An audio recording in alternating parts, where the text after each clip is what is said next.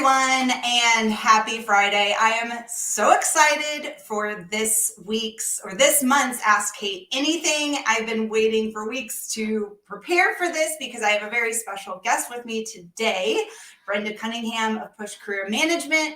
We are here to talk about divorce disruption, how to steer your career when shit hits the fan, because it inevitably does. And considering that about 50% of the population is going to experience a divorce, or at least a separation at some point in their life, and the fact that we tend to switch careers at least 2 to 5 to 6 times in a lifetime, the odds of those two events intersecting is actually fairly high.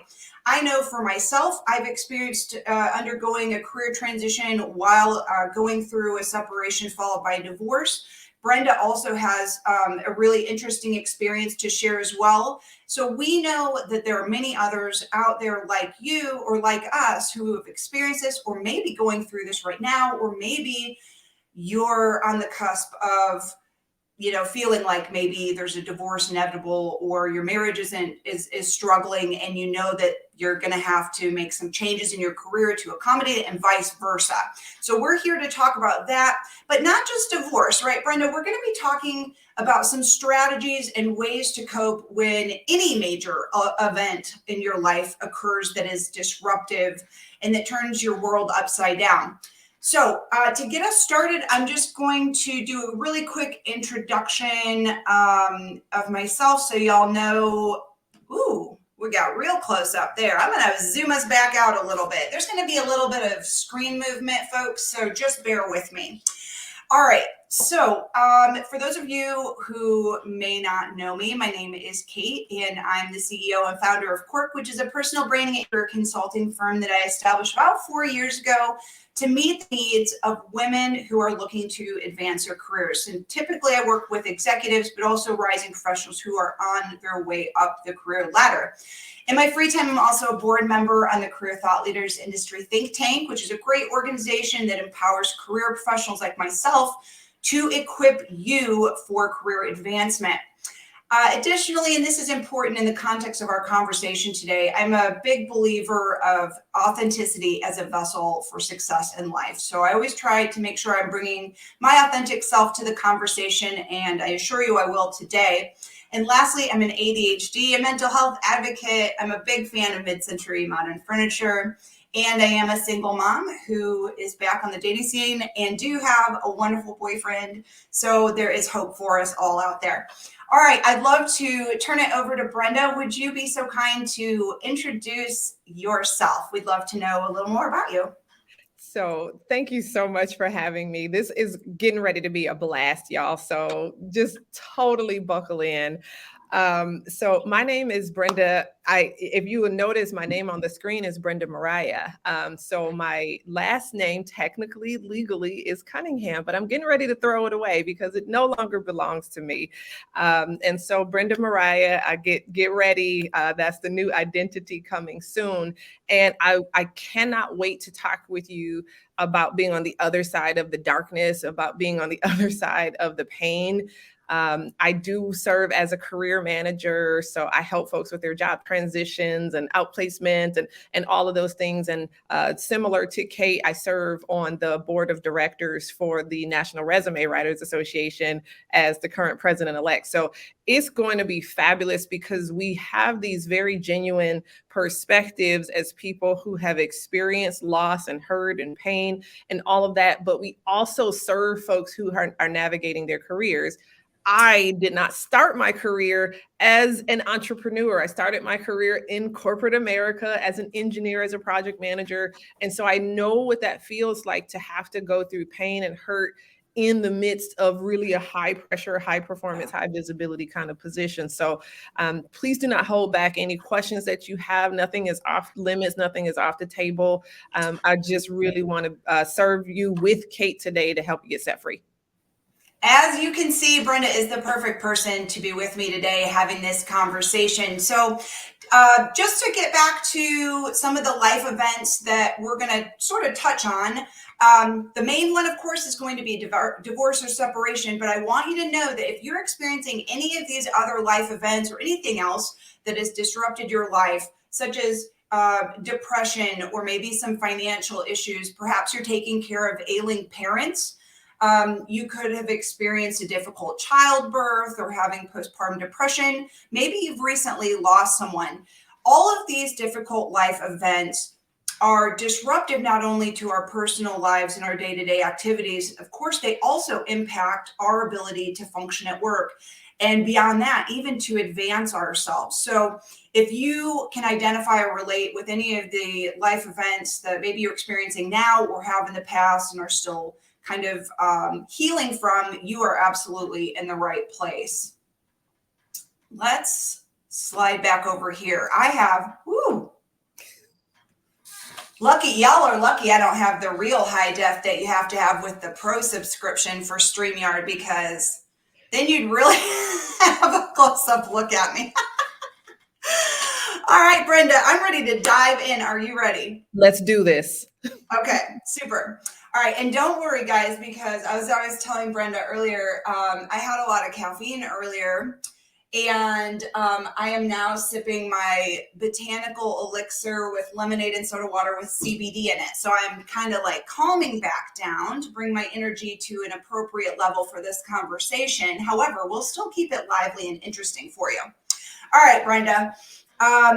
And thank you. I got to tell y'all, Brenda is actually joining us from Portugal right now. I feel like we should at least acknowledge that you are literally halfway around the world from me, and you have still dedicated your time to sharing with our audience today about your experience. So thank you again. Let's start with just a little bit about what your life was like before career transition and your divorce. What was life like? Oh my gosh. And so it's so interesting that you talked about me being in Portugal right now, because it is the 180-degree contrast to what my life was like before. Me being in Portugal, please do not take this as any kind of a brag or anything like that. It's not that way. Me being in Portugal is a celebration of life, one that I don't think I had the capacity for, pre hardship. And so my life was very, very routine, very monotonous, very predictable. Spontaneity was not really part of my vocabulary. And so it was all about my family, all about everybody else, all about my husband, all about the kids, all about who has basketball, who has track, who needs lunch money, who needs this. And I don't think in the full 19 years of my so-called marriage, I don't think that even once I considered me. Oh. I don't think that even once I said, what do you like? What do you enjoy? Where would you like to go? It was always centered around everyone else. And so that included work. My work schedule was, okay, well, I can't get here until then because I got to get my kids to school. Operating really technically as a single parent, just didn't know it then. And so now I have this awakening like, wait, I've been operating as a single parent this whole time. So it didn't feel even much harder now that I am a legal single parent. It doesn't feel very much different than it did before. But everything was centered around other people. I didn't have my own opinions. I didn't have my own thoughts. I didn't have my own desires. I didn't have my own identity. And I am so happy to say that now I do. So tell me, first of all, wow. That's a lot to take in. And it's amazing to hear, that I think a lot of people can actually identify with this, right? Particularly women, who tends to make up our largest audience here, about putting everyone else first and putting ourselves last. And it's really easy to slip into that, particularly when you become a parent and those responsibilities expand considerably. What were some of the first signs that changes were on the horizon, that maybe things were going to shift in a very big way? Well, maybe unfortunately for me, I didn't have a lot of signage. Okay. In my situations, and I'm not just talking about divorce. This conversation is talking about life's challenges that can throw you all out of whack. And so I go back to when my father passed away. He wasn't sick. He just didn't wake up one day. So all of a sudden, when I was happily married, all of a sudden he decides I don't want to be here. And so there was a lot of suddenlies in my life.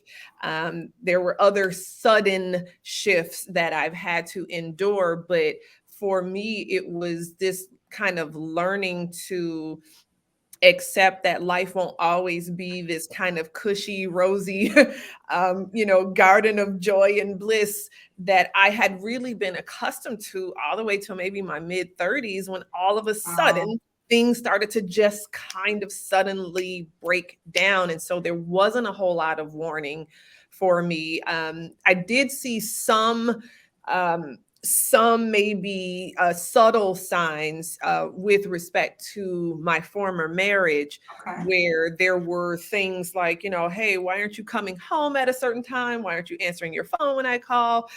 Something doesn't feel right, but you're telling me all the right things, and I'm not trusting my own gut here. And so because I didn't trust my own instincts, because I didn't trust my own gut, things maybe appear to have happened suddenly that really were happening Mm. very continuously over the course of a lifetime.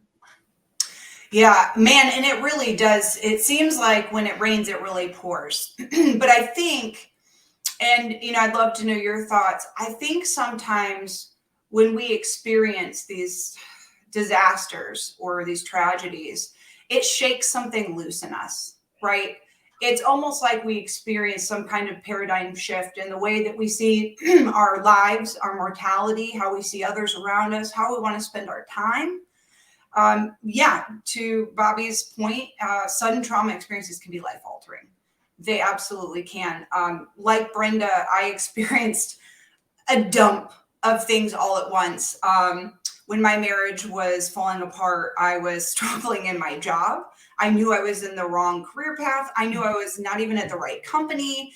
And things were very tense at home. And right around that same time, my father was diagnosed with a terminal illness that is a dementia. So that was taking place all at the same time. And it just felt like I was just upended.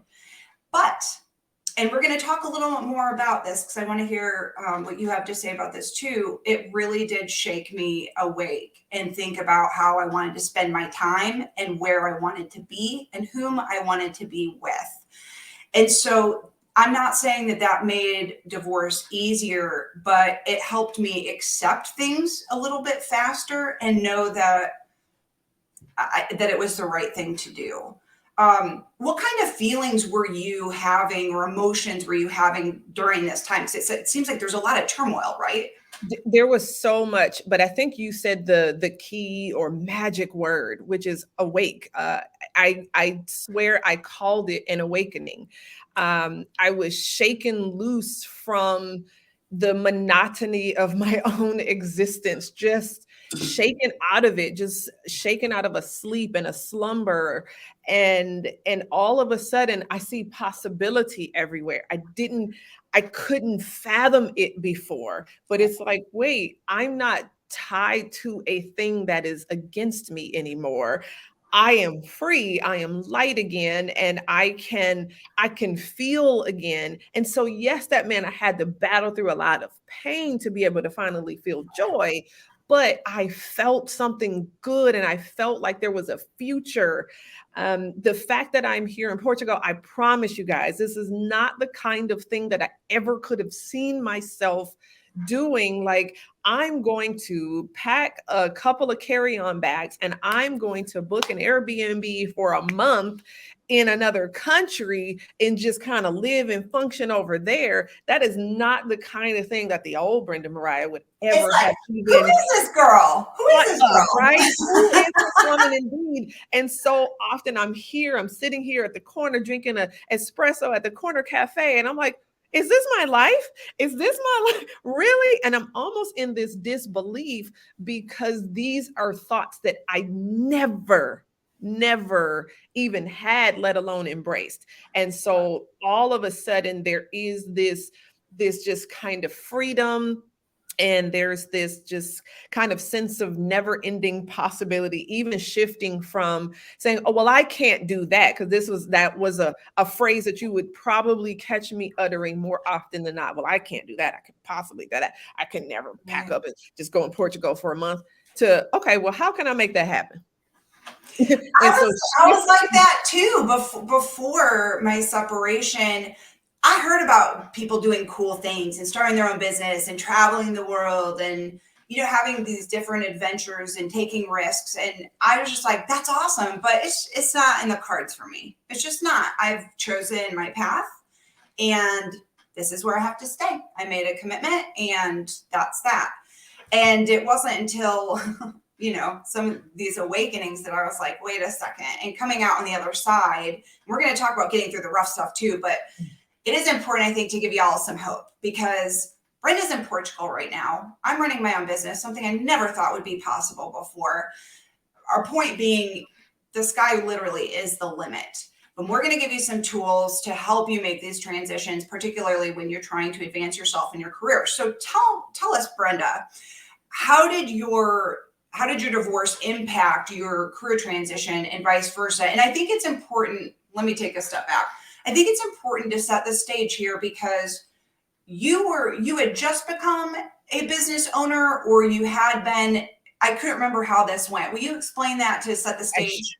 I sure will. So I've been an entrepreneur for close to 13 years full time at this point. However, you'd asked earlier about some of the signs, and it just didn't even dawn on me that out 10 years into my 19-year marriage, the person that I used to be married to had indicated that he didn't really want to be there. He kind of had some thoughts about leaving, and I was still actively employed. And so that happened at a time where I'm like, I'm the project manager, like the whole thing kind of rests on my shoulders. I'm steering the ship. I have to, influence the stakeholders and get the Right. resources all lined up. And it was really hard work and really challenging work. I very rarely took a lunch break, but all of a sudden I've got the weight of the possibility of my marriage ending kind of in the back of my head. I'm trying to focus, I'm trying to function like I normally would, and I just couldn't do it. I ultimately was laid off. That's a different story for a different day, but it was hard. It was hard going to work when my dad had died, and I'm like, I'm supposed to function. And so some of the thoughts I think that may be beneficial for folks who are going through transition, or that are in kind of actively functioning in their careers and trying to still show up the best they can, is honestly, and I know it sounds very platitude-ish, but it's not. Like, be patient with yourself. One of the things for me was I was always so incredibly proud of the fact that I had never missed a deadline in years and years and years. I had not missed a deadline, and I was so proud of it. And then I missed my very first deadline when my dad passed away. And then I missed my very next deadline when I had the flu. And so I'm like, okay, well, clearly it takes very life-shattering things for me to miss a deadline. And then when the divorce season was upon me, I was just missing all the deadlines. Yeah. And I had to learn to be patient with me. And so many people, once I explain, I'm having, a family situation. I'm really going through some really hard things. Is it okay if I get it to you in a couple extra days? Would that be okay?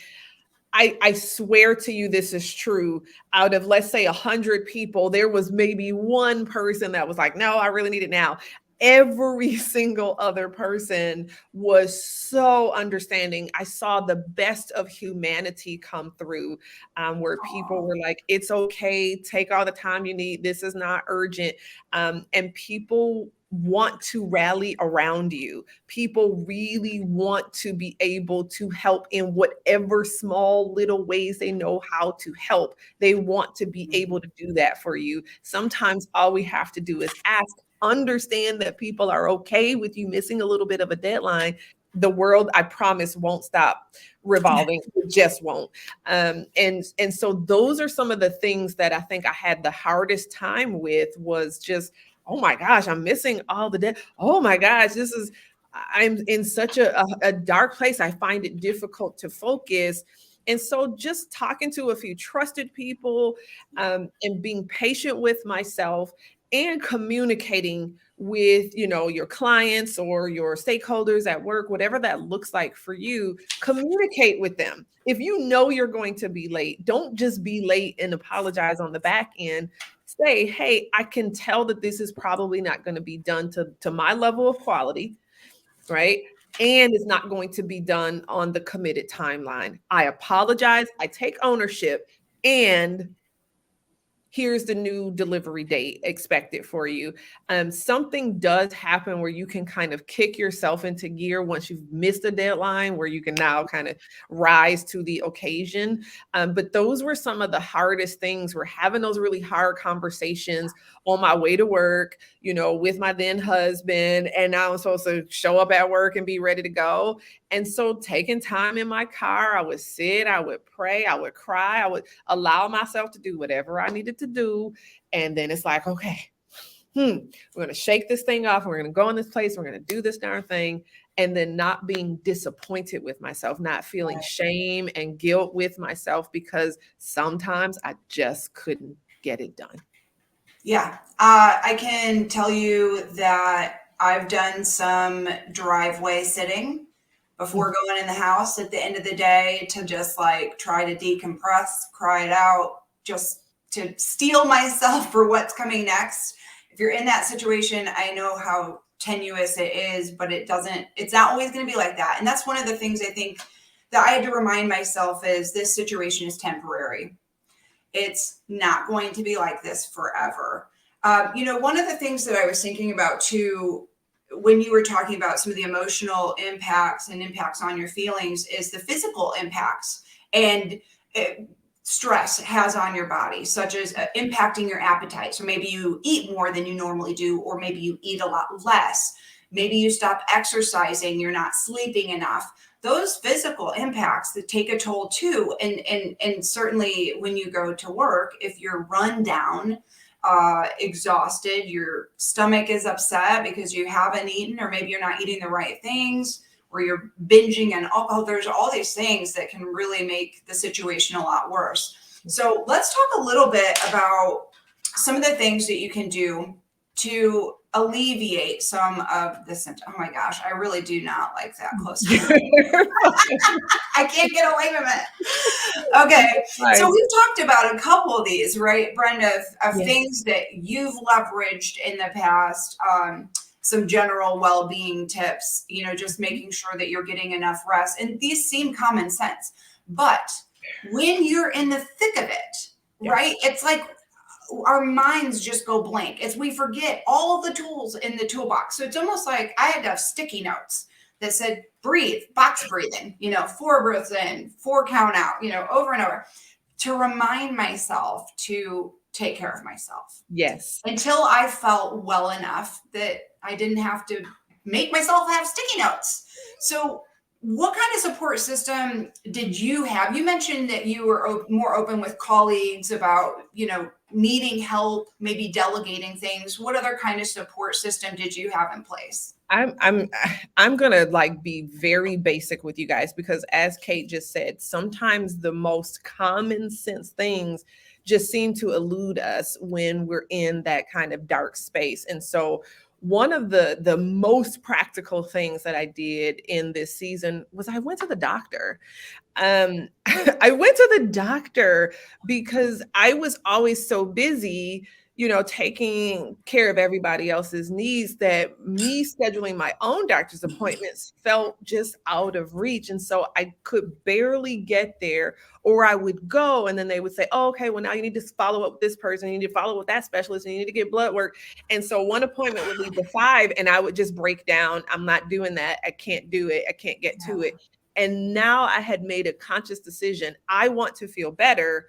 What can I do? And so I went to the appointments, I scheduled the follow-ups, and I did the darn things. And so please, everything else on your calendar can wait, especially if you don't feel good. Just let it wait, let it be canceled, reschedule some stuff. and get to the doctor. Kate talked about being a mental health advocate. Can I set you free today and say, go to a therapist? Mhm. Therapy is amazing. Therapy is awesome. I also engaged with a support group, and so for me, the support group that I engaged with was called Divorce Care. They Okay. are a kind of a Christian based divorce education program. And it's like a 13 weeks, and they show you how to survive the holidays and don't talk bad about your spouse and in front of your children, All the how to stuff. manage your money, and you're going to feel like a tornado just hit your house, and because that's just what it feels like. And so all of the things that I didn't yet know that I would feel, they kind of proactively helped me to brace myself for those things. So that was really good. Now for me, I ended up discovering that I had an underlying health issue.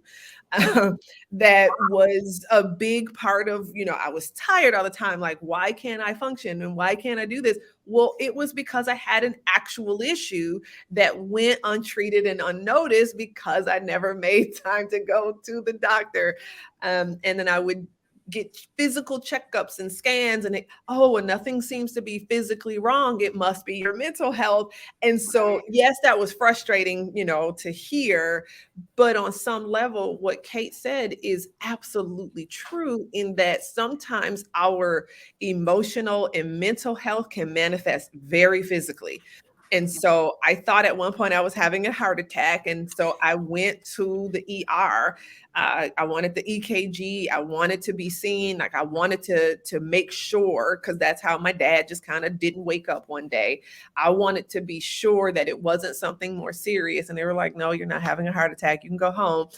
But I was having severe acid reflux, severe GI problems that were mimicking heart attack like symptoms. And so it felt like I was having a heart attack. I couldn't breathe. I couldn't eat. I had lost about 30 pounds in the Wow. course of a few months. And so, to Kate's point, these things are very, very real. So I know for me, I didn't think that stress could take my body out, but it Yeah. ultimately it was eating away at my body. I am now, thanks to medication, thanks to my doctor's appointment, thanks to physical therapy, I am stronger than I have been even before the divorce. I feel, I don't know if you can see, like, even my skin is You're glowing. clearer. I I just feel so much better. I feel so free. But I am now able to stay active, and I do enjoy drinking water. I'll show you this great big giant liter that I just drank over the course of Yes. an hour. Remembering to breathe, as Kate talked about Yes. needing a post-it note to breathe. I didn't necessarily use a post-it note, but I would be in the shower and physically say, breathe, Mhm. breathe, remember to breathe, 3 deep breaths, and then you can get out of the shower. And so I would let the shower hit the back of my neck, nice warm water, and just close my eyes, and deep, like, intentional breaths. They made such a difference. Yes, getting sleep. Exercise really wasn't in the cards for me because of the condition that I had. It was an Right. inflammatory issue, but I would walk my dog. And so walking, I couldn't run, but what I could do was walk. And I did what I could do. And so if That's all it. I can do is walk, I'm going to walk. If all you can do is get out of the bed, get out of the bed. If Yeah. all you can do is take a shower, take a shower. Yeah. No, you're right. And you need to be not okay with it, but accept that that's just where you're at that moment, and that it's okay. It's Just okay. meet yourself where you're at. I guess is a way to put it. So some other things that we can do, and we've mentioned several of these, is making sure you're reaching out to other people. One thing that was helpful for me, and it seems a little different, is just establishing a routine. For me, once I was feeling healthier, just physically, feeling good, getting eating habits back, not, drinking as much as I was when I was feeling depressed in my marriage and things like that.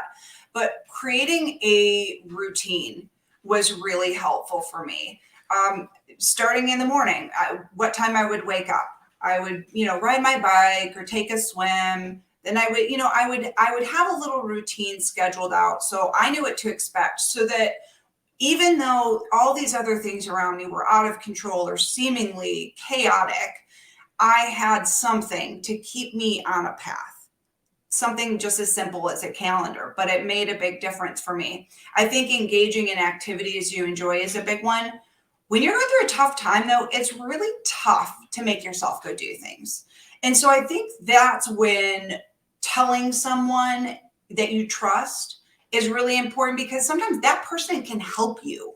They can get you out of the house. They can even just, provide support, being, listening. So, but I think finding activities that you enjoy, or reconnecting with activities that you used to engage in but lost along the way when you were dedicating your time to everyone else. A couple other things that I think are worth touching on, of course, and you mentioned this earlier, but I want to emphasize, is getting professional help.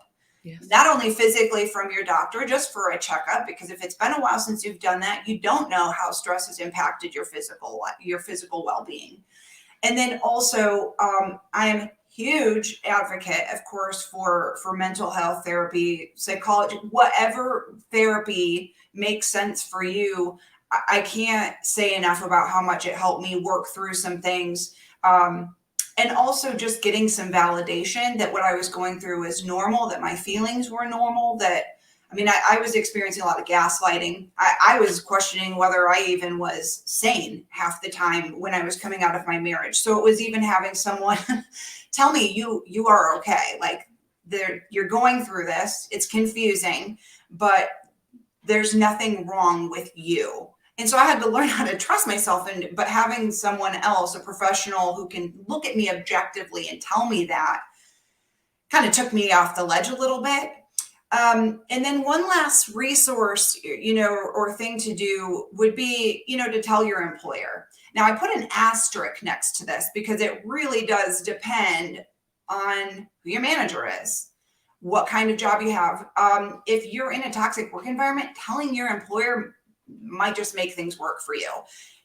That's a whole nother ball of wax. We're not going to get into that today. But my point being, just really think it through, whether or not telling your manager or your employer makes sense. But then there are some other things I'm going to roll through that you can do that I call preventative care, right? So from a career aspect, here are some things that you can do so that when shit hits the fan, you have an action plan. The first one being, like, keep all your career marketing materials up to date. That way, if you lose your job, if you have to quit your job because now you're a single mom and your hours are not conducive to parenting your children, 100% of the time or on your own, then you want to be prepared with those materials. Again, I put communicate with your employer, with a caveat. And then a big one, and I don't know if you ever would have leveraged this when you were working corporate, but it was something that I did before I went out on my own, was you need to understand what your rights and benefits are at your organization. And I'm talking about whether there's family or medical leave, bereavement leave, if you lose someone who's close to you. It could mean employee resources. There's a lot of different mental health resources that companies often offer through a third party. So those are things to know about in advance, so that when something happens, you already have some tools in your toolbox or resources that you're basically being compensated, you're paying for, essentially, right? That you're working for. And I'll pause there because there was a whole lot of talking on my end. Have any, what would you add to that? And maybe tell us what were some of the things that you did maybe before things happened that you felt like were in place. I don't know if that makes sense. What did you think you were doing? What did you have in place that was working well for you before shit hit the fan that, people can implement now as preventative care? if that Good. makes sense. It makes total sense. And I love your list. I think it's very, very spot on. Some things that I want to dive a little deeper when she talked about, a routine. I found that it was very difficult for, from Monday to Tuesday to Wednesday, that I could just follow a routine. I didn't always feel good every day. And so some days I couldn't really follow the routine. And then that was just another thing that made me feel bad about myself. Yeah. So what I did do was what I could control, which is little pockets of routine. And so I can't control what I do every Monday, but I can control what I do right before I go to bed. And Yes. so I had a nice like bedtime routine. Sudden, that was new for me, and I can decompress and I can, make sure I wash my makeup off my face and brush my teeth and be nice and clean and fresh right before I slide into my nice clean sheets.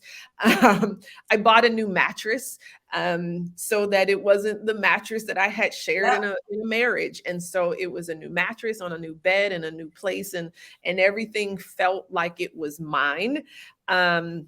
From a mental health perspective, she talks about understanding your rights and benefits, and one of them is the EAP.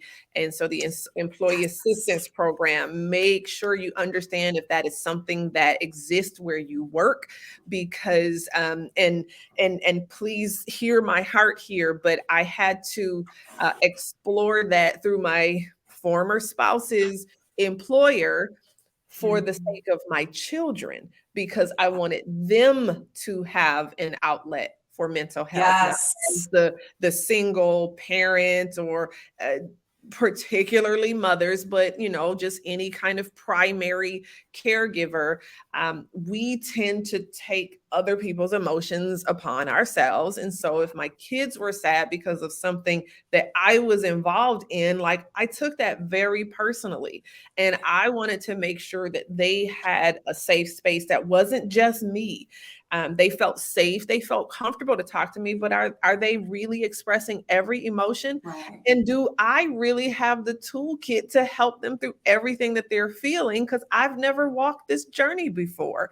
And Right. so being able to pair them with qualified mental health resources helped me a lot, because I'm like, I know somebody else is carrying that load and they're okay. And I can focus on me for this little moment because I don't know how to survive this. So all of those things, but absolutely see it. Can I telecommute? Can I take a little time off? And when we talk about taking time off, I'm always really careful, because I know that not everybody that listens to this has access to paid time off and Right. vacation time and all these other Right. things. And so it can get really, really murky. So Yeah. please do not hear this and just kind of check out because Right. you don't qualify for it. Find out what you do qualify for. And sometimes hard to say, necessary to say, sometimes we have to step away. We got to take a short-term disability. Yep. Uh, we have to just take a time out for the sake of our own mental health. And so when I think about it hits differently, that little speech they give you on the airplane about putting your own oxygen on first. That Yes. hits very differently when you're in this kind of a hurting season. Yeah. And you understand now, like, yeah, if Yeah. I'm broken and if I'm just a basket case and if I'm just unable to get up and do anything and function in any kind of way, how in the heck can I show up for my children? How the heck can I show up for my employer? I Yeah. can't do any of those things if I'm not first taking this short time out to see about myself. And so Yeah. please, I know that this is hard to do, and I know that real life requires income and assistance. And so seek out Yeah. those kind of assisting resources in your area. In Arizona, we have 211, and they can help with utilities. Reach out to your church, right? Reach out to wherever resources are available. Thank you, Kate, for sharing this. Suicide prevention hotlines and domestic violence. Sometimes you just don't know where to go, so you end up staying put. And I think that we deserve better. And I'm saying that because I mean it. Yep. We deserve better. We have tolerated mediocrity for the vast majority of our lives and our professions. And I think today is a great day to wake up. Today is the day. No more. We're starting fresh. I love that. I love that. And yeah, I threw up a few resources that may be helpful. One thing I did that could be useful for some people, I've struggled with my own mental health with depression, anxiety, and I live with ADHD. And so I recently took a certification that's called Mental Health First Aid. And it's essentially it equips you to be able to identify when someone else is having some type of mental health crisis. Now, the cool thing or the really nice thing about these resources is that they can be used on yourself, right? I mean, you're looking for signs and symptoms. It's like a checklist in the treatment, being able to triage really. So I find that some of those trainings can be helpful in terms of preventative beforehand, not necessarily when you're in the thick of things, of course, but just having some of those tools in your pocket are helpful for yourself. And then to your earlier point, self-care includes getting care for your kids. It includes getting care for your kids. It's not only absolutely, critical for your children to have that type of support, but it alleviates some of the pressure of you trying to heal their hurts, right, from the divorce or separation or whatever life event has happened. So I think that's really a really essential point that you brought up. And then I was just looking at a couple of the comments, and I think it's really great. A couple people mentioned laughing. They, find humor. I have a dark humor, so I have to be careful about who I chit chat with about things I think are funny, because some people are like, that's not really funny. I'm like, but that's how I get through. Like, you got to find humor in anything and everything when you're going through this shit. Yeah. So I think, anytime you can laugh, or just find humor in something, or make yourself something that'll make you smile. I would love to share, and I talk about this show so much because it was, for real, the first thing that made me laugh. And so it holds a very special place in my heart. The show is not even on the air anymore. It was called Brooklyn Nine-Nine. If anybody has never seen it, please watch it. It is hilarious. I've heard of it. It is just hilarious, but it was the right timing. That show came along when I was probably at my peak worst. And that was the first time that I laughed, and I laughed out loud, and I laughed so hard that I watched the show in its entirety twice.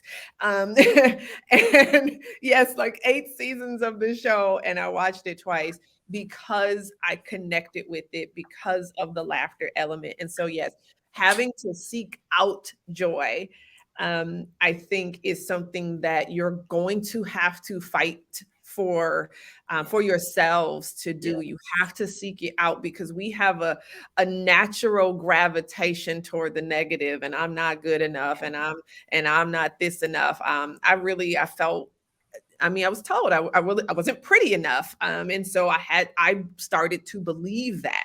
I didn't just start to believe it. I deeply believed it, that I wasn't pretty enough. I wasn't stylish enough. I wasn't anything enough to be worthy of this person's love. And come to find out, it was their own insecurity that they were trying to project onto me. I'm like, oh gosh, why didn't anybody ever tell me that? Well, they tried to tell me, and a handful of memes and different, really wise quotes from the sages. And so you would see these things, and they seemed like they were good, sound logic and wisdom, but I couldn't believe it yet. And so it had to come from a specific kind of messenger. And so another friend of mine who really had gone through divorce a couple of times, once she started to say it, like, I started to believe it. So the messenger helped. The humor, it helps so much. If you're a praying person, the prayer can help. If you're a reading person, different book resources can help. If you're a meditative person, come to find out I like yoga, Right. sound bath. I think that those were really vital times to just kind of be quiet and listen to my own thoughts for the first time in a lifetime. You know, when you're talking about laughing and finding joy, I was thinking one of the things that's helped me is, and I do this now, even when things aren't really bad, is I think about victories, the little victories, such as when I moved out and separated from my marriage, I was in my own place. It was suddenly quiet. There was no longer like I no longer felt like I was stepping on eggshells. Everything, like to your earlier point, was mine. I finally felt like I have something that is my own identity, my own path. And it was so liberating. So even like the simplest thing of like, oh my gosh, I'm paying my own rent now. I'm not relying on anybody for anything else. Like that's a good feeling. So even thinking about, okay, I'm out of this marriage now. That's victory number one. Number two, I do have a job and it's going okay. All right. That's, number three, I have kids that love me and, are great, whatever. So it's like thinking about what are the things in your life that are going well, that you do have gratitude for. It's hard pulling yourself out of a dark place, but when I made myself do that, it does ease things up to put things in perspective a little bit.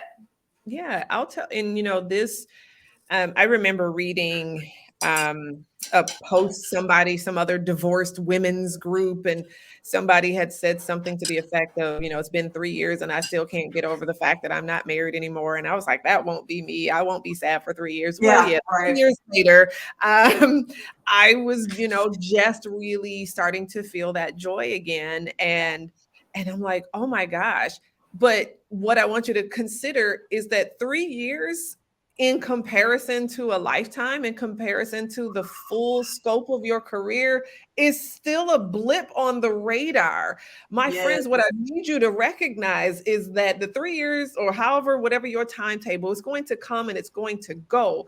But once you hit that point of like, okay, I survived that, I can do anything.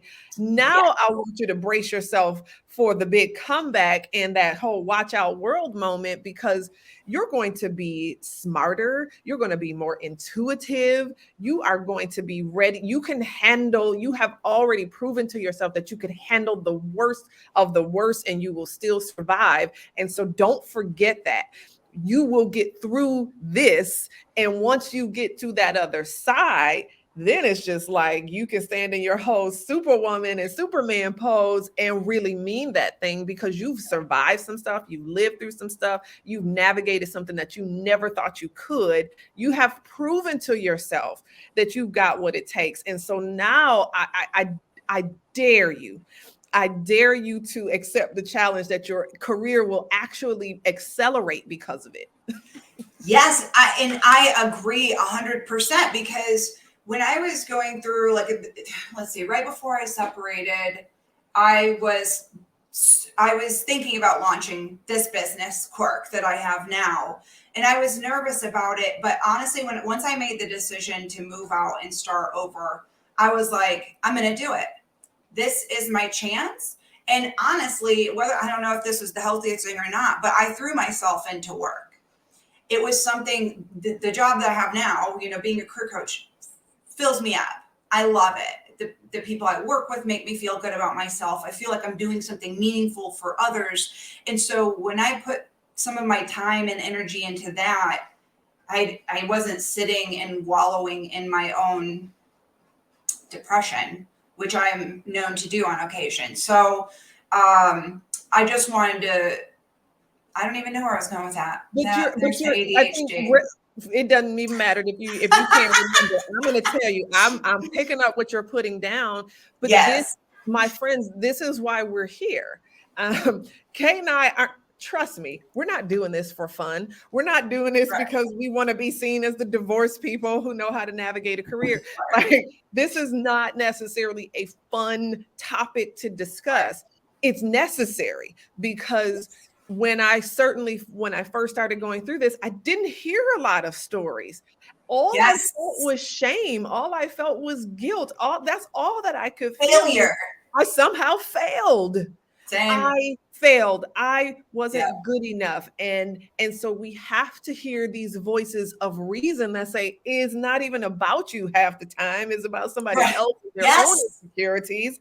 And you got the stuff to survive. You can do the hard things. I prove that to myself, and I hope to impress upon you that you can prove it to yourself. Yes, that's where I was going. Yes, Career see? advancement. Thank you, Mama. So that's where I was going with that. Is yeah, it did help me advance my career because I had this renewed ambition about how I wanted to live my life, and changing my job was how it was the conduit to me living the life I wanted to live, which is something I preach all the time, but I'm living that. It's not easy all the time. Do I love every second of every administrative task I have to do? Hell no. But overall, I'm in a place where I enjoy what I do professionally.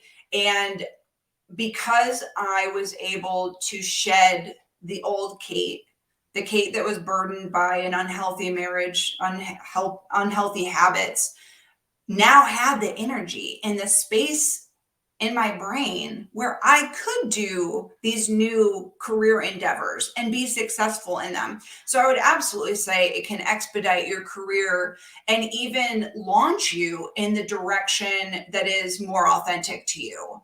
You know, I think a lot of us, especially pre-pandemic, oh my God, if you went through a divorce during the pandemic and a career transition, let me just give you a huge hug through the screen because man, that's rough.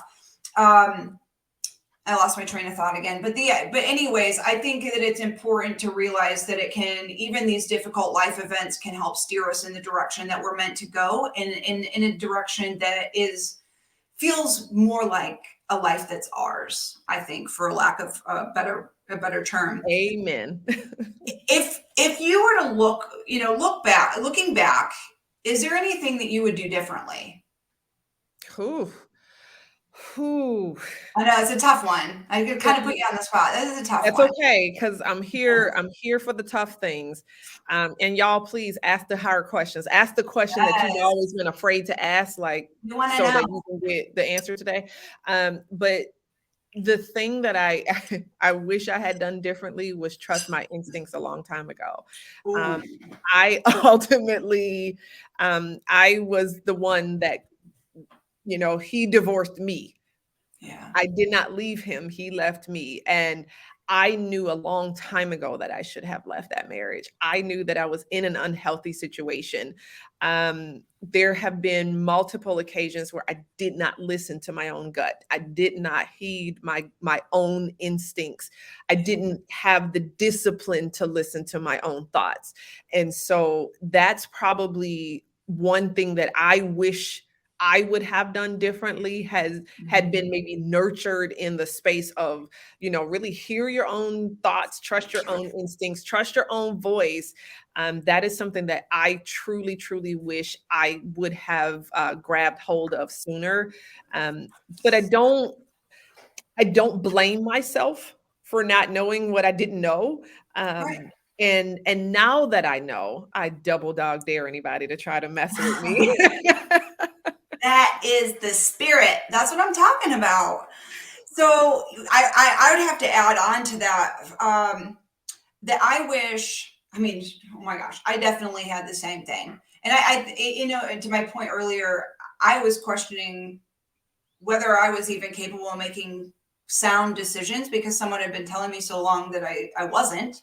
um, that I wish I had gotten therapy sooner than I did because I actually waited. And honestly, when I think back about it now, I was so mired down and sad and depressed and frustrated and feeling like a failure and ashamed, um, that um, I couldn't even make phone calls. You know, the stuff that you do normally, make a dentist appointment, check, call your kid's school about the field trip, whatever. Like even making phone calls felt like, ugh, I just can't bring myself to do it. So my point being, Man, having a support system, someone to nudge you in that direction, because ultimately it was a friend who said, you should really consider it. And I've been in therapy on and off my entire life. It should have been the first thing I did. But when you're in the thick of things and things are really tough, sometimes it's hard to see the resources that are right in front of us, or we don't have the strength ourselves to reach out and ask for them. So make sure you're surrounding yourself with at least one person who cares about you and that you trust, who can encourage you and help you. You're nailing it. Like you said, you've really kind of grown up in a lifestyle of mental health support. I grew up in a lifestyle of Christianity and church, Mhm. and yet I couldn't bring myself to pray. I couldn't bring myself to go to a church. Part of my divorce hurt was a church related offense. And Um, so, why now would I want to go to church? And I had to convince myself over the course of years that God didn't do anything to me. It was not God that did this to me, right? God actually set me free, if anything else. And so yes, it won't make sense that the thing you know to do here, you still cannot always bring yourself to do. And so beating yourself up isn't helping. You cannot like blame yourself because I knew better. I should have done. You can't always see what is it that say the forest through the trees? We can't always see it because we're in it. We're too bogged down in the muck to even see clearly. So we can't always see that step forward. Yes, yeah, having people in your life that love you, that you trust, yes, they're not just saying this to get rid of you. They're saying this because they love you. They're saying this because they want the best for you. This is advice that you can heed. And so if you're struggling, I would suggest share this resource with your friends and family too, because sometimes they don't always know how to help you. They don't know what to say to you. I can't tell you how many times my own family, like after a few months of being separated or divorced, is like, "Oh, well, are you dating yet?" Well, hold on now. Like that's not the goal right hold now, your right? horses. Okay, I got to get my mental health in order. Why are we focused immediately Yeah, on dating? So yes, now I am available for dating, but this was not something that I could even really wrap my head around. yeah, I mean, at least, good Lord, can my divorce be finalized before I'm out here trying to date? And then get my mental health in order, get my physical health in order. We have work to do before we're out here worried about dating another person. now you mentioned family. Did your family, we had a question in the comments that's sort of related, did your family view you any differently after your divorce? I don't know if they certainly didn't vocalize it. Um, I felt, if anything, I felt a degree of pity from them, a um, degree of pity. It was hard for me to watch certain family members continue to be friendly and what have you with this person who really gravely hurt me. So it was difficult from that perspective. Family, having children with this person who now you still have to interact with, like they still love their dad. right, right, Right. And so right. that's a whole whew, like I tell you, we can have another 3 conversations just about family, but Yeah, it is difficult. Let's just suffice to say it is one of the harder things, especially if you have to continue to be in relationship on some yeah, level with this person, maybe because of children or some other yeah. relationship and familial connection. I mean, I remember, and this just, oh, it was so hard. I remember there would be people around me, and sometimes not even people that were close to me. It'd be like, are you sure that you can't just work things out? I'm like, are you effing serious right now? I'm like, yeah, I think I am pretty well aware if I'm in a healthy relationship or not. And so I think, to our earlier point about support systems is making sure that you're telling people that you do trust, because some people are going to make you feel bad because of their own insecurities, because of societal expectations, because of who the hell knows why. So make sure you're surrounding yourself the right people. And I'll just go back to the earlier point about resources. If you don't have someone in your life personally, reach out to one of the resources that I posted earlier, because people who are certified and trained to, you know, to speak on those lines care. They really care. They wouldn't be doing it if they don't. And I know because I just went to a mental health training, and the people there were compassionate, had personal stories, had personal experiences. They are people you can trust. So if you don't have someone in your life that you feel like you can rely on, at least reach out to someone professionally who can at least give you some, even if it's support for a few minutes, so that you feel less alone. I just want to put out there, if y'all want to reach Brenda or I've got our contact information up, our LinkedIn. Connect with us. We want to hear from you if this resonated with you. If you're going through this right now and you just need some support, or you need to vent, whatever, or you have questions about our experiences, reach out to us. We've both gone through these experiences ourselves, experiencing career transitions while we're, going through a divorce. We are trained career coaches. We are equipped to help you navigate the challenging waters of your career while you're going through, a difficult life event. Do we replace a therapist or a psychologist? No, we do not. Do we, Brenda? No. But we are here to support you from a career perspective, and be part of your support system. Brenda, is there anything you want to add, a piece of advice or a parting word before we jump off, or maybe even another way that people can reach you if you prefer?